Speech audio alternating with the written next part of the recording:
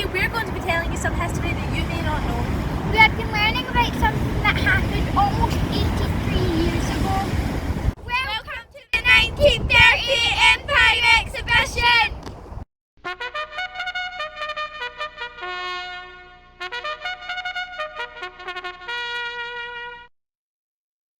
The exhibition was opened by King George VI on 3rd of May 1938. So what was this huge event all about? Over 100,000 people watched King George VI during the opening ceremony at nearby Ibrox Stadium. The King and Queen Mary then made the short journey over to Bellahouston Park for a 4-hour tour of the exhibition. The exhibition was created to show progress of the British Empire at home and abroad. This was done by building huge pavilions all over the park, each one containing displays from different parts of the empire. There were also exhibits dedicated to the empire's industries and achievements, such as engineering, art, coal and rubber. Local newspapers and businesses also had exhibits. As you can see, this area looks very different from what it did in 1938. This is the main site of the exhibition and was where most of the attractions were. This is a photo taken from where we are standing now, showing the huge size of the exhibition, and this isn't even all of it. There was so much to see and do, and also 19 restaurants to choose from, along with lots of food and drink stalls. It wasn't all serious exhibits though. There were plenty of interesting characters to keep the crowds entertained. This is also the area children loved the most. This is because one of the main attractions was the amusement park! The huge amusement park had lots of rides, games and sideshows, and even had a massive roller coaster.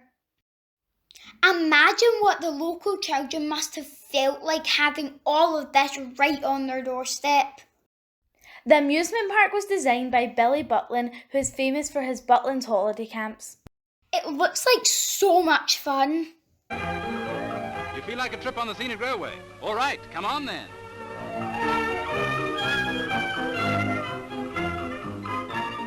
Not all of the attractions were in the park.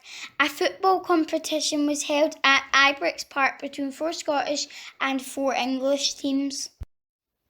The final was held on 10th of June between English side Everton and Glasgow side Celtic. Before a crowd of 82,000 people, Celtic won the game in extra time, with Johnny Crumb scoring the only goal. The trophy was a solid silver model of the Tate Tower. Although the exhibition is long gone, there's lots of clues to its history. If you know where to look. You might have seen these sets of stairs before and wondered why they were here. Let's take a look what they looked like in 1938. This whole area here was a huge restaurant called the Atlantic and was built by the Anchor Line Company. It was designed to look like the front of a ship facing out from the hill. You can see in this photo where the stone monument is from earlier when we were talking about the opening ceremony. The main feature of the exhibition was a massive tower named Tate Tower. It was named after its designer Thomas S. Tate, but its official name is the Tower of Empire.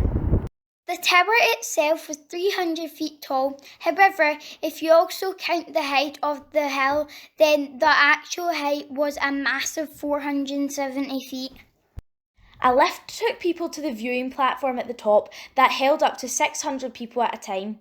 On a clear day, you could see for a distance of 80 miles. I bet the view looked very different back then. The tower was at the very top of the hill just behind us. Even though it's no longer here, its foundations are still buried beneath the ground. Let's go take a look.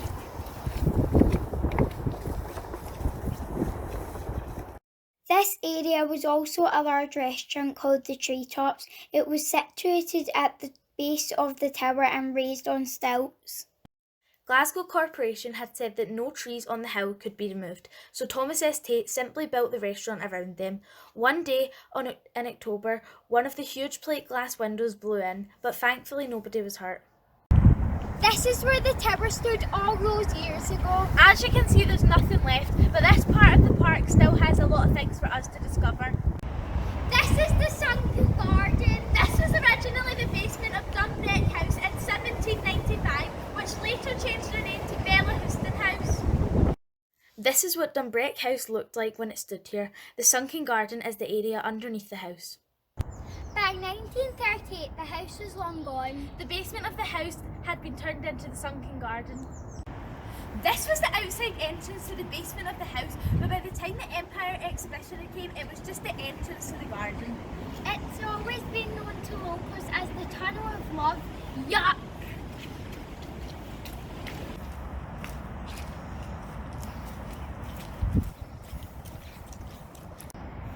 Look, Ruby, here are the stairs from the old house. Oh yeah, let's go take a look.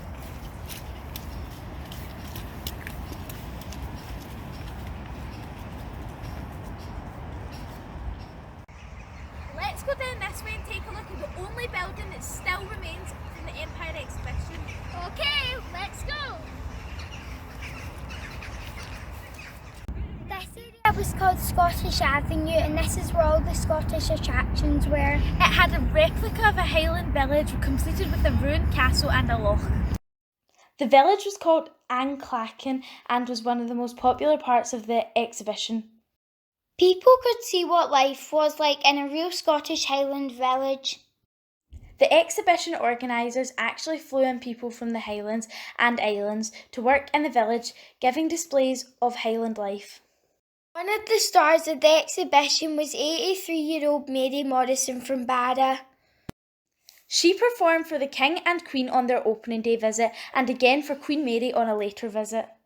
Mary entertained the crowds by singing songs in Gaelic. She also gave demonstrations on her spinning wheel. At the end of Scottish Avenue there was a building that still remains today. It's the only building left from 1938.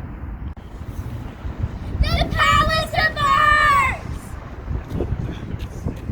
Unlike the rest of the exhibition, the Palace of Art was intended to be a permanent fixture to display Glasgow's art collection. The building was built around a central courtyard and apart from some modernisations, not much has changed from 1938. In 1951, however, the building was changed into a sports centre. In 2001, it was refurbished and is still used for sports. The exhibition closed on the 29th of October 1938. In just under 6 months, 12.5 million people had visited. However, this was a huge disappointment as over 20 million people were expected. This was mostly due to the weather, as that summer was one of the wettest summers on record. By the end of the exhibition, over £120,000 was lost. Plans to reopen the exhibition the following year were cancelled due to this. Another reason was growing concern in the ongoing situation of Nazi Germany. World War II started less than a year later. The exhibition was demolished over the next couple of years. Some of the buildings were saved and reused for other purposes. The Palace of Engineering became a part of Prestwick Airport and can still be seen today.